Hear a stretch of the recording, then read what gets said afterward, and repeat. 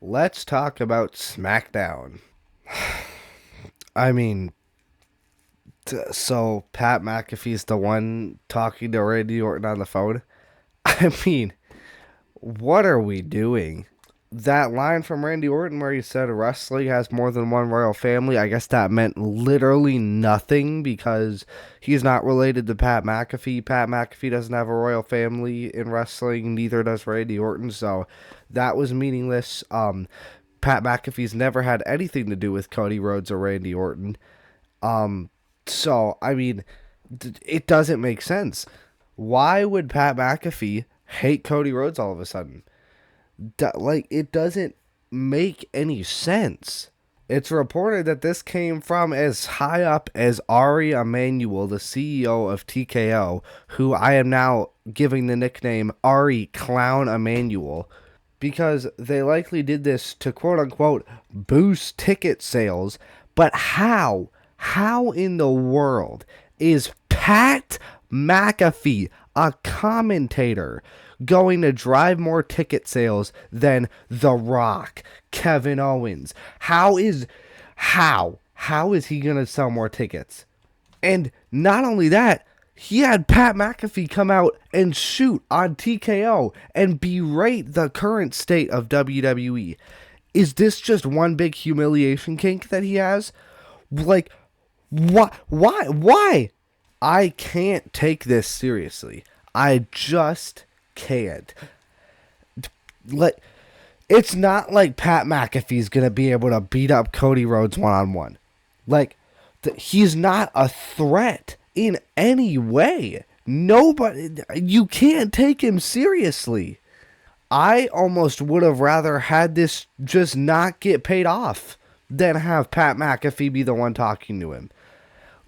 Literally, if they just never, they already like to just not pay off these mystery storylines. So, honestly, I think it would have just been better if they didn't pay this off. And I know I was saying I wouldn't really like Cowboy Bob Orton to be the one. I would have, oh my God, if I knew this was what we were going to get, I would have been jumping with joy if we got Cowboy Bob Orton. He cut a promo about the current state of WWE and how it's bad and how it's like he only appeals to the hardcore Attitude Era fans who think the big buff 6'5" guy should be champion. And oh my God, this feud has never been about Randy Orton being a stereotypical heel in the WWE. That's never what this feud has been about. It's never been about Randy Orton saving wrestling. That's not what this is about. This is two guys who hate each other. This doesn't make any sense. And now one of the WrestleMania main events is getting a celebrity involved. Next thing we know, it's going to be Randy Orton and Pat McAfee versus Cody Rhodes and Jelly Roll to see if Night 2's going to be Jelly Line Rules. This is bad. It is getting out of control with TKO, and they are just completely tearing WWE down. Nobody in TKO should be making any creative decisions in the WWE whatsoever. And then, what I'm getting from this tweet is Cody Rhodes had a unplanned shoot promo after that whole thing happened. It's reported that both Cody and other members of the creative team do not like TKO and do not like them sticking their nose in the creative aspect of the business. And this was an incredible promo, but I mean, I just can't enjoy it because Pat McAfee is involved in the storyline. I can't take this seriously. I just can't. They've had so many years of history between Randy Orton and Cody Rhodes. This was a layup, a slam dunk, a screen pass.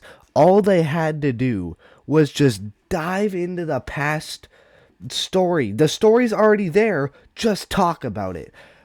This was such an easy storyline and match to book, and they messed it up. Ever since the heel turn, this has only went downhill. It is frankly embarrassing how bad this was. This across the internet is unanimously hated. I have not seen a single person who actually liked this. Next, there was a promo with Trick Williams and Lil Yachty. And the funniest part of this was Sami Zayn was supposed to have pyro for his first entrance as US champion, and Trick Williams is the ultimate troll, stole all of the pyro before he came out, which I think is hilarious. However, Lil Yachty, and before you attack me in the comments for not saying Lil Yachty, I know it's Lil Yachty, but I'm going to call him Lil Yachty because I think it's funnier. I thought he was so annoying, and he just would not shut up the whole entire promo. It was like the entire time he thought he was just as cool and had just as much aura as Trick Williams, when he just doesn't. It was so cringy and so annoying to me. He just would not, like, when the crowd was chanting, "Whoop that trick," he kept going, "What? What? What?" And he sounded exactly like that. It was so annoying. Like, bro, you're not Booker T. Quit. And between every line during the promo, he was going, "Whoop that trick! Let's talk about it! Yeah! What?" Oh my god. It was so annoying. Please do not have Lil Yachty with Trick Williams again. Then Sami Zayn came out with no pyro, and then Carmelo Hayes came out, demanded a rematch. The whole crowd was behind him, and the crowd was chanting, "We want Melo," and Sami Zayn, after some convincing, gave his rematch, and we will talk about that in a bit because that was the main event. Next, we had a match between Rhea Ripley and Michin. It was a surprisingly good match, but I don't think it should have lasted this long. Rhea Ripley is the top star in the women's division, the best women's wrestler in WWE, and she went like over 10 minutes with Michin, like the jobber of the mid-card. I mean, it just doesn't make sense.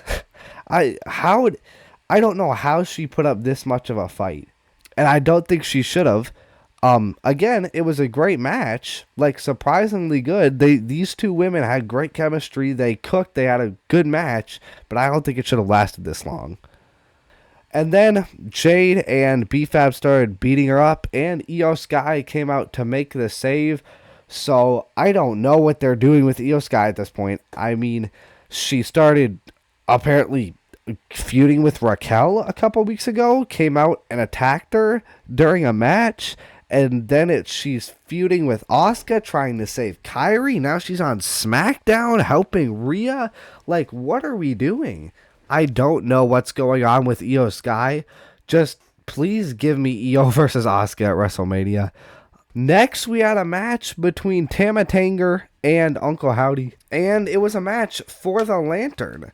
And Uncle Howdy won it, meaning he should get the lantern back. Solo tried to not give the lantern back, and Tama Tonga made it. They were arguing, and Tama Tonga was able to rip the lantern away from him and give it back to Uncle Howdy. Also, as you can see at the bottom of the screen here, on the lead up to Clash in Italy, WWE is going on a tour through Europe, and it is going to be incredible. We're going to get a bunch of European crowds, and I cannot wait. But yeah, Uncle Howdy finally got the lantern back, and I was like, oh my god, yes, the feud's over. And then Solo said they're going to finish up the Wyatt 6, meaning the feud's going to continue. So, you know, I mean, at this point, they're probably still going to be feuding by SummerSlam. I've said it so many times already. It's getting tiring. end the feud, please. This might have been the best part of the entire show, and that is not a good thing. It was a tag team title match between Wepa and The Miz and Kit Wilson. Danhausen came out, why? I'm looking at the picture. Why is he holding the tag rope like that? He reached for the tag. R-Truth got the hot tag, and I mean, this was amazing. The Miz was all mad. He accidentally cursed the referee trying to curse The Miz, and then The Miz was gonna hit a skull-crushing finale on Danhausen, and the lights turned off. He disappeared and was running back to the back. It was amazing. He hit a skull-crushing finale on R-Truth. It looked like the match was over, and the referee, the curse hit him. He tore his shoulder rotator cuff or something, and oh my god, the ref sold this like he had to pay the bills. Oh my god, the selling was incredible. This was hilarious. I was laughing so hard. This is the type of stuff you see on house shows, and I think they need to do stuff like this on the main roster more. And Wepa ended up retaining, so this was just amazing. We had a match for the U.S. title between Sami Zayn and Carmelo Hayes, and Sami Zayn won. Yay. I bet so many people wanted that. And Sami Zayn is getting heat, but it's not, oh, you're a heel, so I don't like you heat. It's go away heat. Nobody wants to see Sami Zayn. People get mad at just the sight of Sami Zayn. And I don't think that's the kind of heat that you want on a heel. Or really anybody. Carmelo Hayes should have won here. He was injured in the corner talking with the ref. And they thought it was looking like the match might not continue. And then Sami Zayn hit the Helluva Kick while the ref was checking on him. And then pinned him. And the ref counted. Why would you count that pin? It doesn't make sense. Why would you count that pin? It doesn't make any sense. Sami Zayn retained. Melo should have won. He's going to get left off of WrestleMania. It's so stupid. I mean, there was so much left to be desired on this episode of SmackDown. It could have been so good, but all the things that could have been good ended up being horrible because of WWE. So, yeah, let me know what you thought of this episode of SmackDown. Thank you so much for watching. Like and subscribe if you want. And bye.